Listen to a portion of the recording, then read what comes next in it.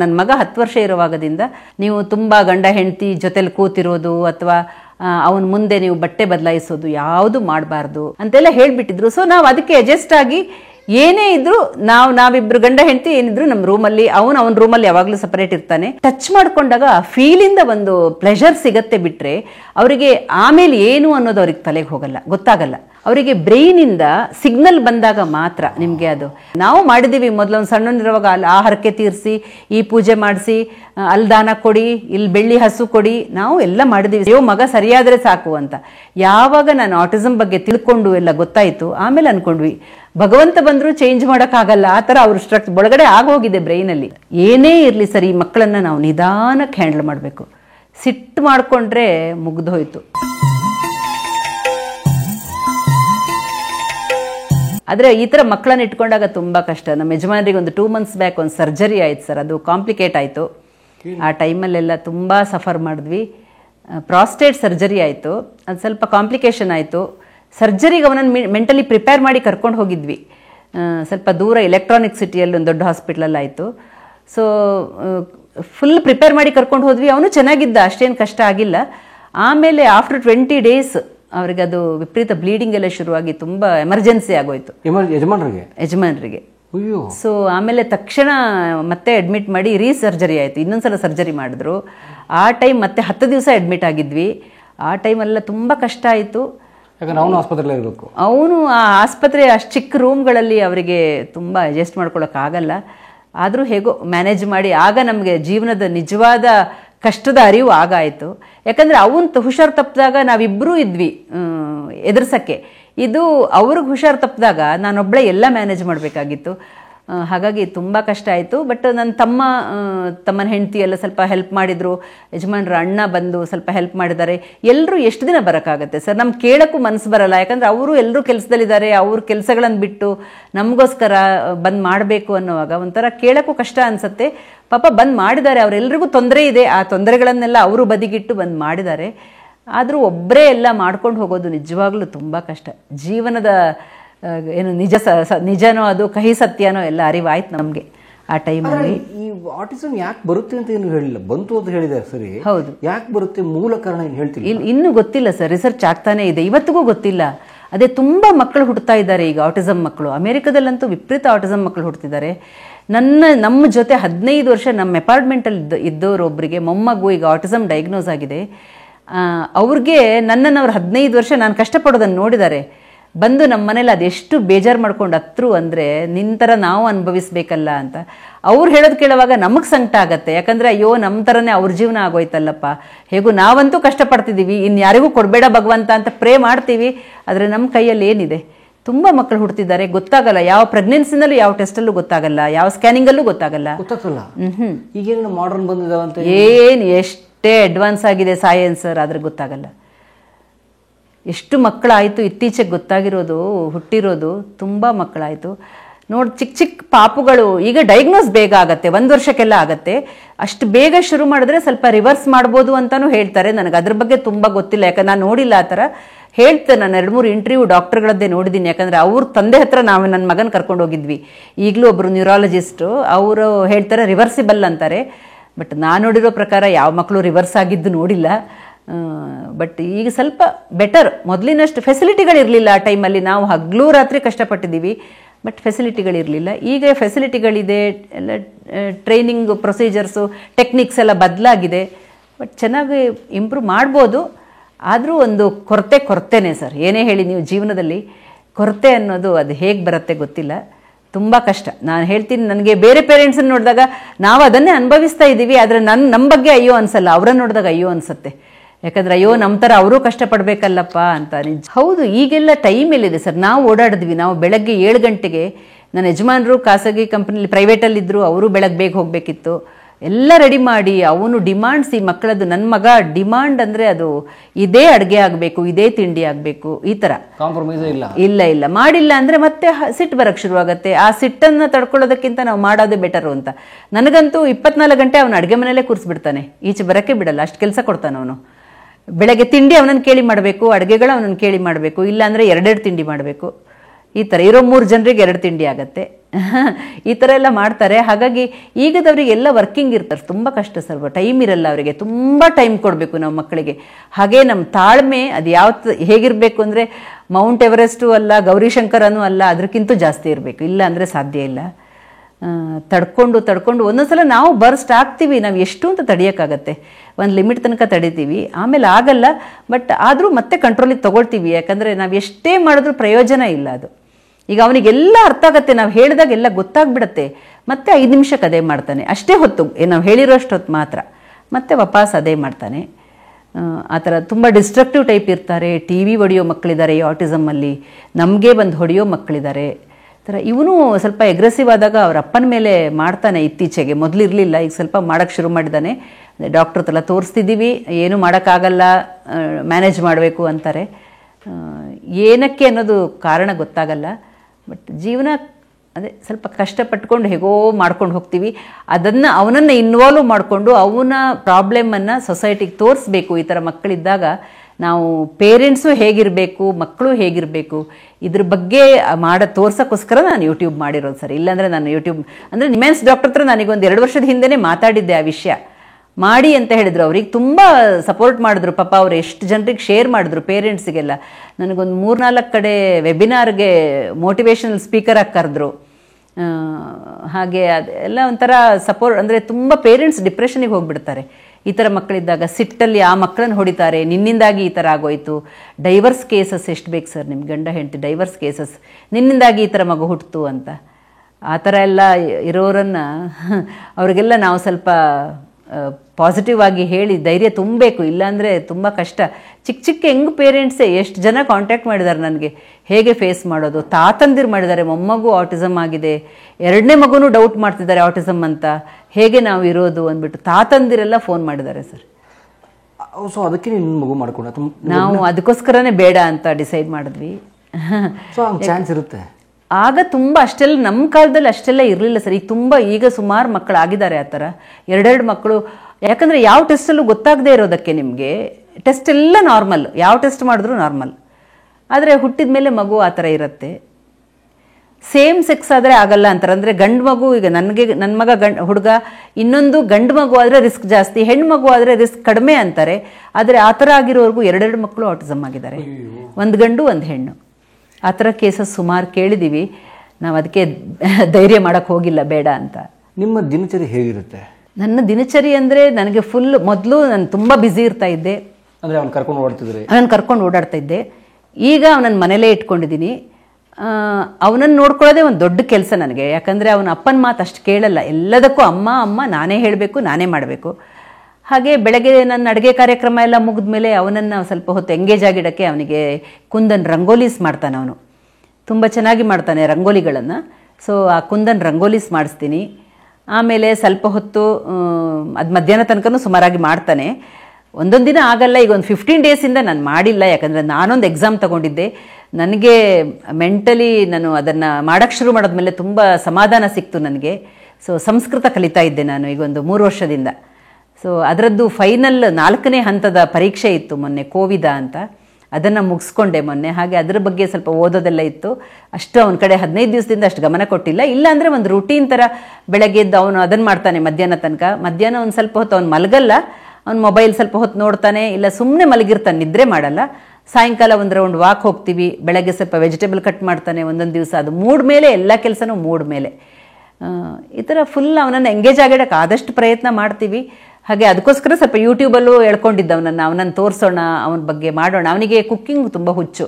ಅಂದರೆ ಮಾಡಲ್ಲ, ಒಂಚೂರು ಮಾಡೋಕ್ಕೆ ಬರಲ್ಲ ಸರ್. ಬಟ್ ಕಣ್ಣಿಗೆ ಅದು ಮಾಡಿದ್ದೀನಿ. ಕಣ್ಣಿಗೆ ಬಟ್ಟೆ ಕಟ್ಟಿ ನೀವು ಯಾವ ಐಟಮ್ ಕೊಡಿ ಅದು ಮುಟ್ಟಿ ಹತ್ರ ಮೂಗತ್ರ ತೊಗೊಂಡು ಹೋಗ್ಬಿಟ್ಟು ಇದು ಅದೇ ಅಂತ ಹೇಳ್ತಾನೆ.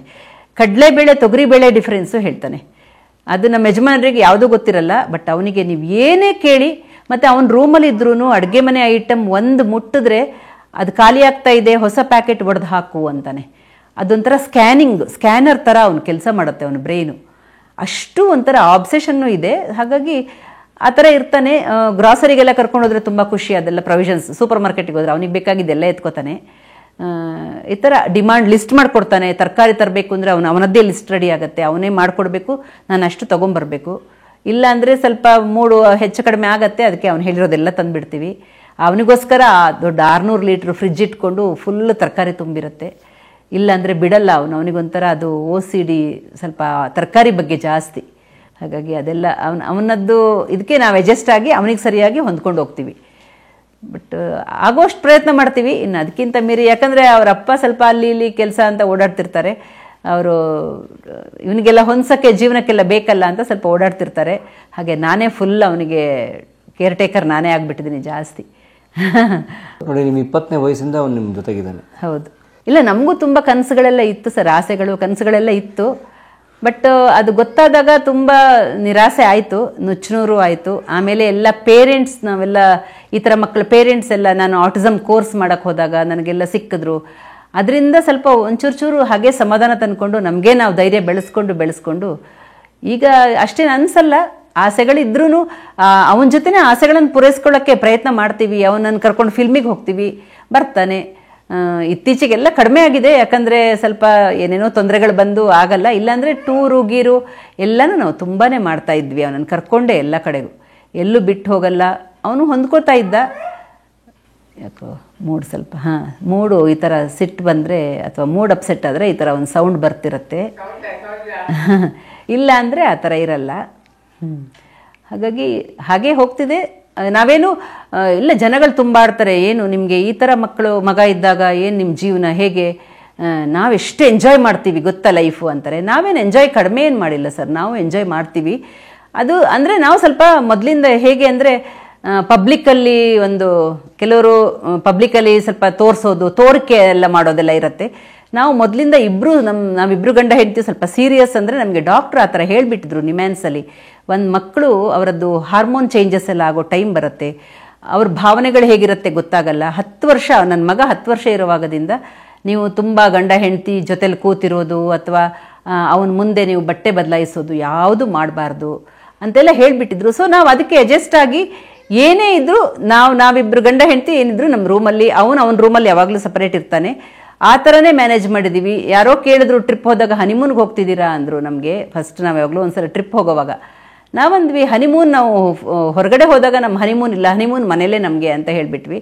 ಆ ಥರ ತೋರಿಕೆಗೇನು ಮಾಡಲ್ಲ. ಬಟ್ ನಾವು ಅದೇ ರೀತಿಯೇ ಅವನಿಗೋಸ್ಕರ ಎಲ್ಲ ಮ್ಯಾನೇಜ್ ಮಾಡ್ಕೊಂಡು ಬಂದು ಸ್ವಲ್ಪ ನಾವು ಏನು ಬ್ಯಾಲೆನ್ಸ್ಡ್ ಥರನೇ ಯಾವತ್ತು ಚೆಲ್ಲಾಗಿ ಆಡೋದು ಆ ಥರ ಯಾವತ್ತೂ ಇಲ್ಲ. ಚಿಕ್ಕ ವಯಸ್ಸಿಂದನೇ ಅದು ಬಂದುಬಿಟ್ಟಿದೆ. ಯಾಕಂದರೆ ನಮ್ಮನ್ನು ಡಾಕ್ಟ್ರು ಆ ಥರ ಹೇಳಿ ನಾವು ಸ್ವಲ್ಪ ಸೀರಿಯಸ್ ಗಂಡ ಹೆಂಡ್ತಿನೇ. ಅಂದರೆ ಎಷ್ಟೇ ನಾವು ಒಂದು ನಿಮಿಷ ಬಾಯಿ ಮುಚ್ಚಲ್ಲ ಅಷ್ಟು ಮಾತಾಡ್ತೀವಿ, ಎಲ್ಲನೂ ಮಾಡ್ತೀವಿ.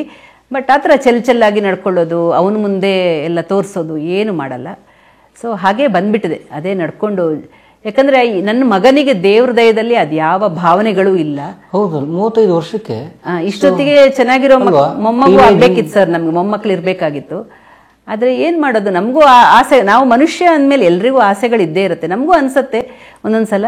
ಆದರೆ ಆಸೆಗಳನ್ನೆಲ್ಲ ಅದ್ಮಿ ಇಟ್ಕೊಂಡು ನಾವು ಅದನ್ನು ಪರವಾಗಿಲ್ಲ ಆದರೂ ಒಂದು ಸಾಧಿಸಿ ತೋರಿಸೋಣ, ಈ ಥರ ಮಕ್ಕಳ ಜೊತೆ ನಮ್ಮ ಜೀವನ ಹೇಗಿರುತ್ತೆ ಅಂತ ನಾವು ನಡೀತಾ ಇದ್ದೀವಿ. ಕೇಳು, ನಾನು ಮಾತಾಡ್ತಿದ್ದೀನಿ, ಈಗ ಮಾತಾಡಬಾರ್ದು, ನಿಮಿಷ ಕೂತ್ಕೋ, ಹೇಳ್ತೀನಿ ನಾನು ಆಮೇಲೆ. ಆದರೆ ಈ ಹುಡುಗರಿಗೆ ವಯೋಸಹಜ ಕಾಮನೆಗಳು ಬಂದಿಲ್ಲ ನಿಮ್ಮ ಹುಡುಗನಿಗೆ? ಇಲ್ಲ, ಬರಲ್ಲ ಸರ್. ಅಂದರೆ ತುಂಬ ಮಕ್ಕಳಿಗೆ ಬರಲ್ಲ. ಅವರಿಗೆ ಬ್ರೈನಿಂದ ಸಿಗ್ನಲ್ ಬಂದಾಗ ಮಾತ್ರ ನಿಮಗೆ ಅದು. ಅವರಿಗೀಗ ನಿಮಗೆ ತುಂಬ ಚೆನ್ನಾಗಿ ಐಸ್ ಕ್ರೀಮ್ ನೋಡಿದಾಗ ತಿನ್ನಬೇಕು, ಸುಮ್ಮನೆ ನನ್ನ ಐಸ್ ಕ್ರೀಮ್ ಅಂದ ತಕ್ಷಣ ತಿನ್ಬೇಕು ಅನ್ಸಲ್ಲ, ಐಸ್ ಕ್ರೀಮ್ ನೋಡಿದಾಗ ತಿನ್ನೋಣ ಅನ್ಸುತ್ತೆ. ಹೌದು, ಆಗ ಆಸೆ ಆಗತ್ತೆ. ಬಟ್ ಇವ್ರಿಗೆ ಏನಂದ್ರೆ ಫುಡ್ ವಿಷಯದಲ್ಲಿ ಇದೆ ಆಸೆಗಳಿರುತ್ತೆ ಇವರಿಗೆ. ಆ ಹೋಟೆಲ್, ನನ್ನ ಮಗನಿಗೂ ತುಂಬ ಇದೆ, ಆ ಹೋಟೆಲ್ ಹೋಗಬೇಕು, ಈ ಹೋಟೆಲ್ ಹೋಗಬೇಕು ಎಲ್ಲ ಇದೆ. ಆದರೆ ಇದೆಲ್ಲ ಅವರಿಗೆ ಗೊತ್ತಾಗಲ್ಲ. ಏನು ನೀವು ನನ್ನ ಮಗನಿಗಂತೂ ನೀವು ಯಾವ ಥರ ಇದ್ರೂ, ಬಟ್ ಡಾಕ್ಟ್ರ್ ಹೇಳಿರೋದಕ್ಕೆ ನಾವು ತುಂಬ ಕೇರ್ಫುಲ್ ಆಗಿರ್ತೀವಿ. ಬಟ್ ಯಾವುದೇ ಥರದ ಭಾವನೆಗಳು ಇಲ್ಲ. ಈಗ ಒಂದೊಂದು ಸಲ ಅವನಿಗೆ ಹುಷಾರು ತಪ್ಪದಾಗಿರ್ಬೋದು, ಅಥವಾ ಅವ್ರೇನಾದರೂ ಟೂರ್ ಹೋದಾಗ ನಾನೇ ಅವನಿಗೆ ಸ್ನಾನ ಮಾಡಿಸ್ಬೇಕಾದ ಪರಿಸ್ಥಿತಿ ಬಂದರೆ ಯಾವುದೇ ಅವನಲ್ಲಿ ಚೇಂಜಸ್ ಅನ್ನೋದು ನಾವು ಇವತ್ತನಕನೂ ನೋಡಿಲ್ಲ. ಆ ಭಾವನೆಗಳಿಲ್ಲ. ಡಾಕ್ಟರ್ ಹೇಳೋ ಪ್ರಕಾರ ಅದು ನಿಮಗೆ ಒಂಥರ ಗಾಡ್ಸ್ ಗಿಫ್ಟ್ ಅಂತ, ದೇವ್ರ ವರ ಅದು ಅಂತ. ಬೇರೆ ಆಟಿಸಮ್ ಮಕ್ಕಳಿಗೆ ಈ ಸೆಕ್ಷುವಲ್ ಡ್ರೈವ್ ಕಾಡುವಂಥದ್ದು ವಯಸ್ಸು ಬಂದಾಗ ಇಲ್ಲ, ಸೆಕ್ಷುವಲ್ ಡ್ರೈವ್ ಇರಲ್ಲ ಸರ್. ಅಂದರೆ ಹೇಗೆ ಅಂದರೆ ಅವ್ರಿಗೆ ಹೇಗೆ ನಿಮಗೆ ಏನಾದರೂ ಸೊಳ್ಳೆ ಕಚ್ಚಿದಾಗ ನವೆ ಬಂದಾಗ ನಿಮಗೆ ನೀವು ಕೆರ್ಕೊಂಡಾಗ ನಿಮ್ಗೆ ಒಂಥರ ರಿಲೀಫ್ ಸಿಗತ್ತೆ, ಆ ಥರ ಅವರಿಗೆ ಟಚ್ ಮಾಡ್ಕೊಂಡಾಗ ಫೀಲಿಂದ ಒಂದು ಪ್ಲೆಷರ್ ಸಿಗತ್ತೆ. ಬಿಟ್ಟರೆ ಅವರಿಗೆ ಆಮೇಲೆ ಏನು ಅನ್ನೋದು ಅವ್ರಿಗೆ ತಲೆಗೆ ಹೋಗಲ್ಲ, ಗೊತ್ತಾಗಲ್ಲ. ಹಾಗಾಗಿ ಅವರಿಗೆ ಆ ಥರದ ಭಯ ಬೇಡವೇ ಬೇಡ ಈ ಮಕ್ಕಳಲ್ಲಿ. ಅದೇ ನಿಮಗೆ ಮೆಂಟಲ್ ರಿಟಾರ್ಡೇಷನ್ ಇರೋ ಮಕ್ಕಳು, ಮೈಲ್ಡ್ MR, ಆ ಮಕ್ಕಳಲ್ಲೆಲ್ಲ ನಿಮಗೆ ಸ್ಲೋ ಲರ್ನರ್ಸ್ ಅವರಿಗೆಲ್ಲ ಇರುತ್ತೆ. ಬಟ್ ಆಟಿಸಮ್ ಮಕ್ಕಳಲ್ಲಿ ನಾನು ಆಟಿಸಮ್ ಕೋರ್ಸ್ ಮಾಡುವಾಗ ಒಬ್ಬ ಹುಡುಗನ್ನ ನಾನು ನೋಡ್ತಾ ಇದ್ದೆ, ನಾನೇ ಅವನ ಜೊತೆ ವರ್ಕ್ ಮಾಡ್ತಿದ್ದೆ. ಅವನು ಆಗ ನನ್ನ ವಯಸ್ಸೇ ಇದ್ದ. ಆ ವಯಸ್ಸಲ್ಲಿ ಆ ಹುಡುಗ ತುಂಬ ಯಾವಾಗಲೂ ಟಚ್ ಮಾಡ್ಕೊಳ್ಳೋನು. ಅವನಿಗೆ ನಮಗೂ ಗೊತ್ತಿಲ್ಲ, ಆಗ ನಮಗಿನ್ನೂ ಚಿಕ್ಕ ವಯಸ್ಸು, ಮದುವೆ ಆಗಿತ್ತಷ್ಟೇ. ನಮಗೆ ಭಯ ಆಗೋದು, ಇವನೇನಾದರೂ ಮಾಡಿಬಿಡ್ತಾನ ಅನ್ನೋದು ನಮಗೆ ಭಯ ಆಗ್ತಿತ್ತು. ಆಮೇಲೆಲ್ಲ ಡಾಕ್ಟ್ರನ್ನ ಕೇಳಿದಾಗ ಇಲ್ಲ, ಅವರು ಆ ಒಂದು ಫೀಲ್ಗೋಸ್ಕರ ಟಚ್ ಮಾಡ್ಕೋತಾರೆ, ಬಿಟ್ಟರೆ ಅವರಿಗೆ ಮುಂದೆ ನಿಮಗೆ ತೊಂದರೆ ಕೊಡಬೇಕು ಆ ಥರದ ಭಾವನೆ ಬರಲ್ಲ ಅಂತ ಹೇಳಿದ್ರು. ಆಮೇಲೆ ನಮಗೂ ಕಾನ್ಫಿಡೆನ್ಸ್ ಬಂತು. ಆಮೇಲೆ ನಾವು ಅವನ ಜೊತೆ ನೀಟಾಗಿ ಹ್ಯಾಂಡಲ್ ಮಾಡ್ತಿದ್ವಿ.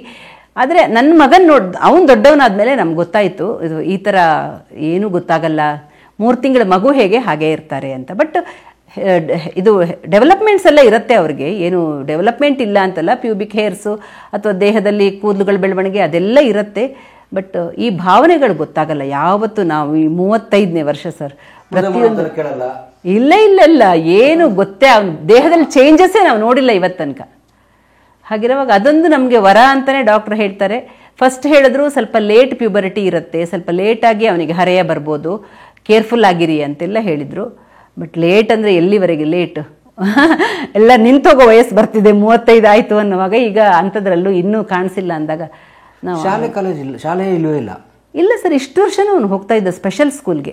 ಸೊ ಏನು ಕಲ್ತಿದ್ದಾನೆ ಅಂದರೆ ಅಲ್ಲೂ ಏನು ಅಂದರೆ ಅವನಿಗೆ ಓದಕ್ಕೆ ಬರುತ್ತೆ, ಬರೆಯಕ್ಕೆ ಬರುತ್ತೆ, ಆಮೇಲೆ ಕಂಪ್ಯೂಟರ್ ತುಂಬ ಚೆನ್ನಾಗಿ ಆಪ್ರೇಟ್ ಮಾಡ್ತಾನೆ, ಡಾಟಾ ಎಂಟ್ರಿ ಎಲ್ಲ ಮಾಡ್ತಾ ಇದ್ದ. ಎಷ್ಟು ಚೆನ್ನಾಗಿ ಮಾಡ್ತಿದ್ದ, ಒಂದು ಮಿಸ್ಟೇಕು ಇರಲ್ಲ ಸರ್ ಆ ಡಾಟಾ ಎಂಟ್ರಿನಲ್ಲಿ. ಟೈಪ್ ಮಾಡೋದು ತುಂಬ, ನಾನೇ ಕರ್ಕೊಂಡು ಹೋಗ್ತಿದ್ದೆ ತುಂಬ ದೂರ ಮತ್ತಿಕೆರೆಗೆ. ನಾನು ಬೆಳಗ್ಗೆ ಹೋಗಿ ಸಾಯಂಕಾಲ ಕರ್ಕೊಂಡ್ಬರ್ತಿದ್ದೆ ಅವನನ್ನು. ವಿಜಯನಗರದಿಂದ ಮತ್ತಿಕೆರೆಗೆ ಹೋಗ್ತಿದ್ವಿ. ಬಟ್ ತುಂಬ ಚೆನ್ನಾಗಿ ಮಾಡೋನು. ಅಲ್ಲಿ ನಾನು ಫ್ರೀಯಾಗಿ ಮಕ್ಕಳ ಜೊತೆ, ನನಗೂ ಆ ಥರ ಮಕ್ಕಳ ಸೇವೆ ಮಾಡೋಕ್ಕೆ ತುಂಬ ಇಷ್ಟ. ಯಾರೇನೇ ಅನ್ನಲಿ, ನಾವಂತೂ ಆ ಕಷ್ಟ ನೋಡಿದ್ಮೇಲೆ ಯಾವುದೇ ರೀತಿ ಕಷ್ಟಕ್ಕೆ ನಾವು ರೆಡಿ ಇದ್ದೀವಿ ಸರ್ ಹೆಲ್ಪ್ ಮಾಡೋಕ್ಕೆ. ನಮ್ಗೆ ಗೊತ್ತಿಲ್ಲದಿರೋರ ಬಟ್ಟೆ ಚೇಂಜ್ ಮಾಡಿದ್ದೀವಿ, ಯೂರಿನ್ ಪಾಸ್ ಮಾಡ್ಕೊಂಡಿರೋದು, ಆ ಥರ ನಾವು ಯಾವ್ದು ಮಾಡೋಕ್ಕೂ ನಾವು ಹೋಗ್ತೀವಿ. ನಮಗೇನು ಒಂಚೂರು ಬೇಜಾರಿಲ್ಲ ಅಂಥದ್ರಲ್ಲಿ. ಆ ಮಕ್ಕಳು ನನ್ನನ್ನು ತುಂಬ ಇಷ್ಟಪಡೋರು, ನಾನು ಆ ಮಕ್ಕಳನ್ನು ತುಂಬ ಇಷ್ಟಪಡ್ತಿದ್ದೆ. ಬಟ್ ಈಗ ಕೋವಿಡ್ ಬಂದ ಮೇಲೆ ಮತ್ತೂ 1-2 ವರ್ಷ ಕರ್ಕೊಂಡೋದೆ ಬಸವೇಶ್ವರ ನಗರಕ್ಕೆ. ಈಗ ಒಂದು ಜನವರಿ ಬಂದರೆ 2 ಇಯರ್ಸ್ ಆಗುತ್ತೆ. ಮನೆಯಲ್ಲೇ ಇಟ್ಕೊಂಡಿದ್ದೀನಿ, ಸಾಕು ಇನ್ನು ಎಷ್ಟು ವರ್ಷ ಅಂತ ಒದ್ದಾಡೋದು. ನಾವು ಮನೇಲೇ ಏನಾದರೂ ಮಾಡಿಸೋಣ ಅವನಿಗೆ, ಇನ್ನು ಹೇಗೂ ಮುಂದೆ ಫ್ಯೂಚರ್ ಏನಾದರೂ ಬಿಡಲೇಬೇಕಾಗತ್ತೆ ರೆಸಿಡೆನ್ಷಿಯಲ್, ಅಲ್ಲೇನಾದರೂ ಆ್ಯಕ್ಟಿವಿಟೀಸ್ ನೋಡ್ಕೊಳ್ಳೋಣ, ಅಲ್ಲಿ ತನಕ ಅವನನ್ನು ಸ್ವಲ್ಪ ರೆಡಿ ಮಾಡೋಣ ಅಂತ. ಬಟ್ ಮೂಡು ಸ್ವಲ್ಪ ಸರಿ ಇರಲ್ಲ ಇತ್ತೀಚೆಗೆ.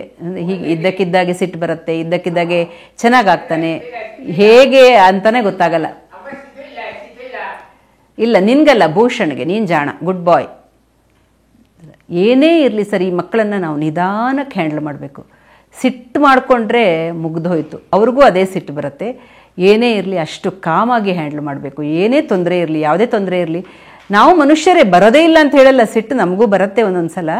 ಬಟ್ ಎಷ್ಟಾಗುತ್ತೆ ಅಷ್ಟು ಕಂಟ್ರೋಲ್ ಮಾಡ್ಕೋಬೇಕಷ್ಟೆ. ನಮ್ಮ ತಾಳ್ಮೆಯನ್ನು ನಾವು ಎಷ್ಟಾಗತ್ತೆ ಬೆಳೆಸ್ಕೊಂಡು ಆ ಮಕ್ಕಳನ್ನು ಅಷ್ಟು ನಿಧಾನಕ್ಕೆ ಹ್ಯಾಂಡಲ್ ಮಾಡಬೇಕು. ಆಗ ತುಂಬ ಚೆನ್ನಾಗಿ ಮಾಡ್ತಾರೆ, ಅವ್ರು ಕೆಲಸನೂ ಮಾಡ್ತಾರೆ. ಅದೇ ಸಿಟ್ಟು ಮಾಡ್ಕೊಂಡು ಮಾಡು ನೀನು ಅಂತ ನಾವು ಜೋರು ಮಾಡಿದ್ರೆ ಅವರು ಜಪ್ಪಯ್ಯ ಅಂದರೂ ಮಾಡಲ್ಲ. ಜಾಣ ಅಲ್ವಾ ಪುಟ, ನೀನು ಮಾಡು ಅಂದರೆ ಸಾಕು ಮಾಡ್ತಾರೆ. ಅದೇ ನಾವು ಹೇಗೆ ಅದನ್ನು ಹ್ಯಾಂಡ್ಲ್ ಮಾಡಬೇಕು ಅದ್ರ ಮೇಲೆ ಅವರು ಕೆಲಸ ಮಾಡ್ತಾರೆ. ತಂದೆ ತಾಯಿಗಳಿಗೆ ಅದೇ ಹೇಳೋದು ನಾನು, ನೀಟಾಗಿ ತಾಳ್ಮೆನ ಫಸ್ಟ್ ಬೆಳೆಸ್ಕೊಳ್ಳಿ, ಇಲ್ಲಾಂದರೆ ಸಾಧ್ಯ ಇಲ್ಲ. ಅವ್ರ ಮಾತು ಇವ್ರ ಮಾತು ಕೇಳಬೇಡಿ. ನಮ್ಮ ಒಂದು ಹೇಗೆ ಡಾಕ್ಟ್ರ್ ನಮ್ಮನ್ನು ತುಂಬ ಚೆನ್ನಾಗಿ ಗೈಡ್ ಮಾಡೋ ಡಾಕ್ಟ್ರುಗಳಿದ್ದಾರೆ, ಅವ್ರ ಮಾತನ್ನು ಕೇಳ್ಕೊಳ್ಳಿ, ಅವ್ರ ಮಾತನ್ನು ಫಾಲೋ ಮಾಡಿ. ನಾವು ಮಾಡಿದ್ದೀವಿ ಮೊದಲೊಂದು ಸಣ್ಣನಿರುವಾಗ, ಅಲ್ಲಿ ಆ ಹರಕೆ ತೀರಿಸಿ, ಈ ಪೂಜೆ ಮಾಡಿಸಿ, ಅಲ್ಲಿ ದಾನ ಕೊಡಿ, ಇಲ್ಲಿ ಬೆಳ್ಳಿ ಹಸು ಕೊಡಿ, ನಾವು ಎಲ್ಲ ಮಾಡಿದ್ದೀವಿ ಸರ್ ಆ ಟೈಮಲ್ಲಿ. ಯಾಕೆ ನಮಗೂ ಗೊತ್ತಿರಲಿಲ್ಲ, ನಮಗೂ ಚಿಕ್ಕ ವಯಸ್ಸು, ಅಯ್ಯೋ ಮಗ ಸರಿಯಾದರೆ ಸಾಕು ಅಂತ. ಯಾವಾಗ ನಾನು ಆಟಿಸಮ್ ಬಗ್ಗೆ ತಿಳ್ಕೊಂಡು ಎಲ್ಲ ಗೊತ್ತಾಯಿತು, ಆಮೇಲೆ ಅಂದ್ಕೊಂಡ್ವಿ ಭಗವಂತ ಬಂದರೂ ಚೇಂಜ್ ಮಾಡೋಕ್ಕಾಗಲ್ಲ, ಆ ಥರ ಅವ್ರ ಒಳಗಡೆ ಆಗೋಗಿದೆ ಬ್ರೈನಲ್ಲಿ, ಇನ್ನು ಚೇಂಜ್ ಮಾಡೋದು ಕಷ್ಟ ಅಂತ. ಹಾಗಾಗಿ ವಿಜ್ಞಾನವೇ ದಾರಿ.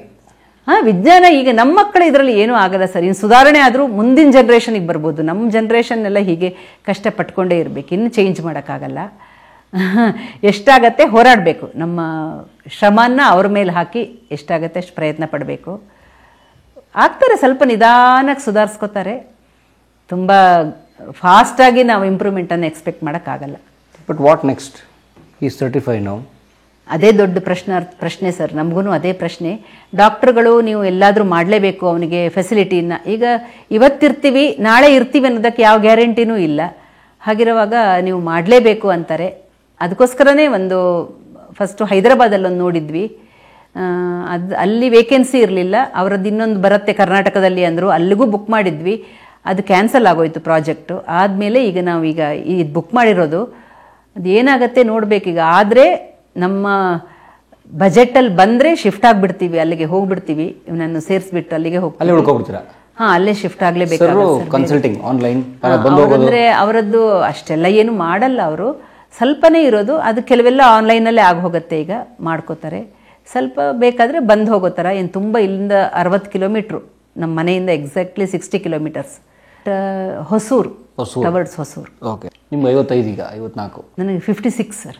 ವಾಟ್ ಡು ಯು ಥಿಂಕ್, ಇದು ಅತ್ತೆ ಮಕ್ಕಳು ಮದುವೆ ಆಗಿದ್ದಕ್ಕೆ ಬಂದಿದ್ದು ಅಂತ ಯಾರನ್ನ ಡಾಕ್ಟರ್ ಹೇಳಿದ್ದಾರಾ ಅಥವಾ? ಅಲ್ಲ, ಮೊದಲು ಹೇಳ್ತಾ ಇದ್ರು, ಅದನ್ನೇ ಹೇಳ್ತಾ ಇದ್ರು, ಸಂಬಂಧದಲ್ಲಿ ಮದುವೆ ಆದರೆ ಈ ಥರ ಪ್ರಾಬ್ಲಮ್ಸ್ ಬರುತ್ತೆ ಅಂತ. ಬಂದಿದೆ, ನಾನು ಇಲ್ಲ ಅನ್ನಲ್ಲ, ಸಂಬಂಧದಲ್ಲಿ ಮದುವೆ ಆದವ್ರಿಗೆ ಬಂದಿದೆ. ಬಟ್ ನಾನು ನೋಡಿರೋ ಸರ್ಕಲಲ್ಲಿ ಸಂಬಂಧಕ್ಕಿಂತ ಸಂಬಂಧ ಇಲ್ಲದೇ ಇರೋರಾಗಿರೋದೇ ಜಾಸ್ತಿ. ನಮ್ಮ ಆಟಿಸಮ್ ಸ್ಕೂಲ್ ನಾನು ತುಂಬ ವರ್ಷ ಕೆಲಸ ಮಾಡ್ತಾ ಇದ್ದೆ, ಅಲ್ಲಿ ಎಲ್ಲ ಬೇರೆಯವರೇ, ಒಂದು 3-4 ಜನ ಸಂಬಂಧದಲ್ಲಿ ಇದ್ದರು.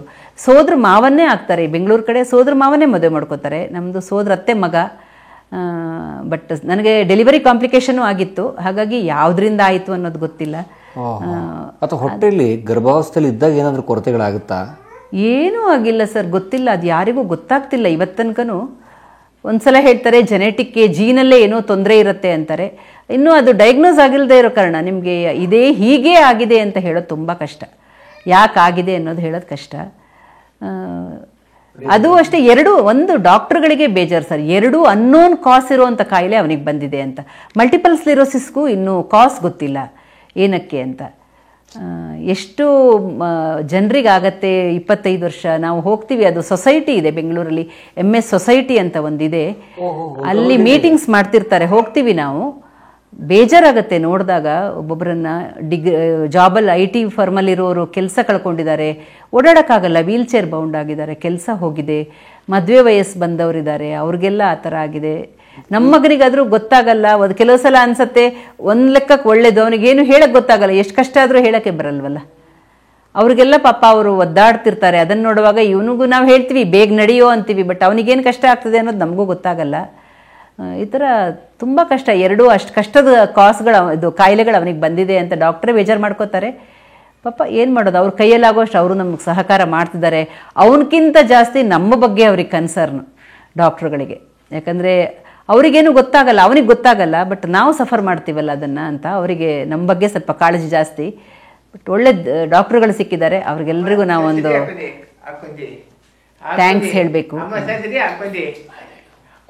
ಸರಿ, ಕೂತ್ಕೊಂಡಿರೀಗ, ಯಾಕೆ ಚೇಂಜ್ ಮಾಡಿರೋದು? ನಾನೇನು ಹೇಳಿದ್ದೆ ನಿನಗೆ, ಏನು ಹೇಳಿದ್ದೆ ನಿನಗೆ?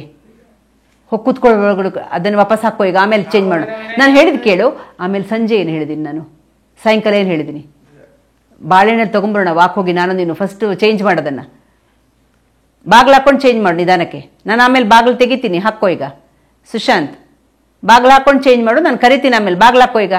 ಅದು ಅವನು ಹುಟ್ಟಿದ ಮೇಲೇ, ಅವನ ಪ್ರಾಬ್ಲಮ್ಸ್ ಎಲ್ಲ ಗೊತ್ತಾದ ಮೇಲೇ ನಾವು ಆ ಮಕ್ಕಳಿಗೆ ಕೆಲಸ ಮಾಡಬೇಕು, ಆ ಮಕ್ಕಳ ಜೊತೆ ನಾವು ಇರಬೇಕು, ಅವರನ್ನು ಎಷ್ಟಾಗತ್ತೆ ಅಷ್ಟು ಸುಧಾರಿಸಬೇಕು ಅಂತ. ನಾನು ತುಂಬ ಹುಟ್ಟಿದಾಗಿಂದ ನಾನು ಎಲ್ಲೆಲ್ಲಿ ಹೋಗ್ತೀನಿ, ನಾನು ಅಲ್ಲಿ ಫುಲ್ ವರ್ಕ್ ಮಾಡ್ತಿದ್ದೆ ಸರ್. ನಾನು ಸುಮ್ಮನೆ ಇರ್ತಿರಲಿಲ್ಲ, ಬೆಳಗ್ಗಿಂದ ಸಾಯಂಕಾಲ ಥರ ಈ ಮಕ್ಕಳ ಜೊತೆ ಕೆಲಸ ಮಾಡ್ತಿದ್ದೆ. ಆಮೇಲೆ ನನ್ನ ಕೋರ್ಸ್ ಮುಗಿದ್ಮೇಲೆ ನಾನು ಕೆಲವು ವರ್ಷ ವರ್ಕು ಮಾಡಿದೆ ಈ ಥರ ಮಕ್ಕಳ ಜೊತೆ, ಟೀಚರ್ ಆಗಿನೇ, ಸ್ಪೆಷಲ್ ಎಜುಕೇಟರ್ ಆಗಿನೇ ಕೆಲಸ ಮಾಡಿದೆ. ಬಟ್ ತುಂಬ ದೂರ, ಓಡಾಡೋಕ್ಕೆಲ್ಲ ತುಂಬ ಕಷ್ಟ. ಮತ್ತು ಸ್ವಲ್ಪ ದಿವಸ ಇವನನ್ನು ವ್ಯಾನಲ್ಲಿ ಕಳಿಸ್ತಾ ಇದ್ವಿ, ಸ್ಕೂಲ್ಗೆ ಒಬ್ಬನೇ ಹೋಗ್ತಿದ್ದ. ಆಮೇಲೆ ಮತ್ತೆ ನಾನು ಶುರು ಮಾಡಿದೆ. ಅದೆಲ್ಲ ಆದಮೇಲೆ ಈಗ ಒಂದು ಜೀವನ ತುಂಬ ಅಂದ್ಕೊಂಡಾಗಿರಲ್ಲ, ಇಲ್ಲೇ ಹತ್ರನೇ ಆಸ್ಪತ್ರೆಯಲ್ಲಿ ಸೇರಿಸಿದ್ರು ಮನೆಗೆ ಬಂದು ಹೋಗೋಕ್ಕೆ ತುಂಬ ಕಷ್ಟ ಆಗ್ತಿತ್ತು ಅವನಿಗೆ MS ಆದಾಗ.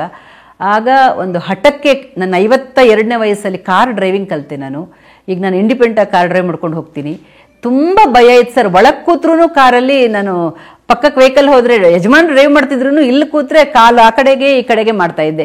ರೈಟಲ್ಲಿ ದೊಡ್ಡ ವೆಹಿಕಲ್ ಹೋದರೆ ಕಾಲು ಲೆಫ್ಟಿಗೆ ಬರ್ತಿತ್ತು, ಲೆಫ್ಟಲ್ಲಿ ವೆಹಿಕಲ್ ಬಂದರೆ ರೈಟಿಗೆ ಬರ್ತಿತ್ತು ನನ್ನ ಕಾಲು. ಅಂದರೆ ಹೀಗೆ ಎಲ್ಲಿ ತಾಗ್ಬಿಡತ್ತೇನೋ ಅನ್ನೋ ಥರ, ಒಳಗೆ ಕೂತ್ರೆ ಅಷ್ಟು ಭಯ ನನಗೆ.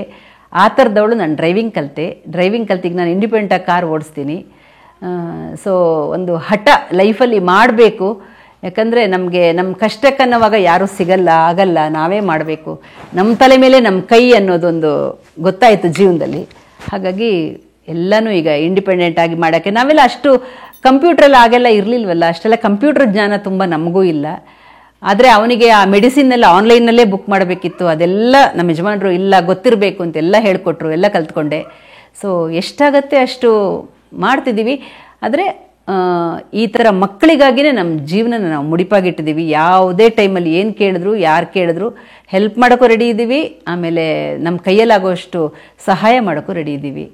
ಯಾಕಂದರೆ ದೇವ್ರು ಕೊಟ್ಟಿರೋ ಅನ್ಸರ್ ನಾವೇನು ಈ ಥರ ಮಕ್ಕಳು ಹುಡ್ತಾರೆ ಅಂದರೆ ಎಲ್ಲರೂ ಇವತ್ತು ನಾನು ಹೇಳ್ತೀನಿ, ಇವತ್ತೇ ಯಾರಾದರೂ ಪ್ರೆಗ್ನೆನ್ಸಿ ಇರೋರಲ್ಲಿ ಗೊತ್ತಾಯಿತು ಈ ಥರ ಮಕ್ಕಳು ಅಂದರೆ ತೆಗ್ಸೋದೇ ಬೆಟರ್ ಸರ್. ಜೀವನ ಅವರದ್ದು ಒಳ್ಳೇದಿರುತ್ತೆ, ಮಕ್ಕಳದ್ದು ಚೆನ್ನಾಗಿರುತ್ತೆ. ಮಕ್ಕಳದು ಈ ಥರ ಅವರು ಕಷ್ಟಪಡೋದು ಬೇಡ. ನಾವಿರೋ ತನಕ ನಾವು ರಾಜರ ಥರ ನೋಡ್ಕೊಂಡಿರ್ತೀವಿ ಆ ಮಕ್ಕಳನ್ನು. ಅವರಿಗೆ ಏನು ಹೇಳ್ತಾರೆ, ಅವರಿಗೆ ಏನೋ ಅವರದ್ದು ಜಾತಕದಲ್ಲಿ ಅಷ್ಟು ಇದಿರುತ್ತಂತೆ, ಅಷ್ಟು ಚೆನ್ನಾಗಿ ನಮ್ಮ ಹತ್ರ ಸೇವೆ ಮಾಡಿಸ್ಕೋತಾರೆ ಅವರು, ಅಷ್ಟು ಚೆನ್ನಾಗಿರ್ತಾರೆ. ಬಟ್ ನಮ್ಮ ನಂತರ ಅವ್ರ ಜೀವನ ಹೇಗೆ ಅನ್ನೋದು ಗೊತ್ತಿರಲ್ಲ. ಅದಕ್ಕೋಸ್ಕರ ಗೊತ್ತಾಗಲ್ಲ ಅಲ್ವಾ, ಹಾಗಾಗಿ ಹುಟ್ಟಿದ ಮೇಲೆ ಏನೂ ಮಾಡೋಕ್ಕಾಗಲ್ಲ. ನಾವು ಹೊತ್ತು ಹೆತ್ತು ಮಗುನ ನಾವು ಯಾವ ಕಾರಣಕ್ಕೂ ಬಿಟ್ಕೊಡ್ಬಾರ್ದು. ಎಷ್ಟಾಗತ್ತೆ ಅಷ್ಟು ನಾವು ಕಷ್ಟಪಡಬೇಕು, ನಾವು ಸ್ಯಾಕ್ರಿಫೈಸ್ ಮಾಡಬೇಕು ಅಪ್ಪ ಅಮ್ಮ ಆಗಿ ನಮ್ಮ ಕೈಯಲ್ಲಾಗುವಷ್ಟು. ಹಾಗೆ ನಾವು ಅದ್ರ ಬಗ್ಗೆ ನಾವೇನು ಬೇಜಾರೇ ಪಟ್ಕೊಂಡಿಲ್ಲ. ಆಗ ಆಗಿತ್ತು, ಯಾರಿಗೆ ಆಸೆ ಆಗಲ್ಲ ಸರ್. ಒಂದು ಚಾಕ್ಲೇಟ್ ಸಿಕ್ಕಿಲ್ಲ ಅಂತಲೇ ಬೇಜಾರು ಮಾಡಿಕೊಂಡು ಈಗಿನ ಕಾಲ ಸುಸೈಡ್ ಮಾಡ್ಕೊಳ್ಳೋ ಸ್ಥಿತಿ ಇದೆ, ಈಗದ ಕಾಲ ಆ ಥರ ಇದೆ.